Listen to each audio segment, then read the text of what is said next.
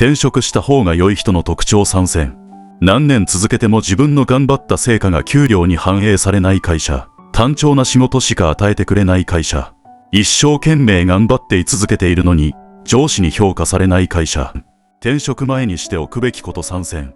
オンライン面接をする場合は、Zoom などのアプリの通信環境を確認しておいた方が良いです。質問される内容を考えて、すぐに答えられるようにしておいた方が良いです。面談が始まったら自分から挨拶をするようにしましょう。転職すべきではない人の特徴参戦。知人や世間の影響で安易に転職を考えてしまう人。転職のリスクを分かっていない人。転職を繰り返す恐れのある人。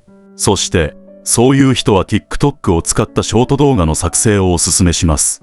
なぜ TikTok を使ったショート動画が良いのか次回の動画で解説します。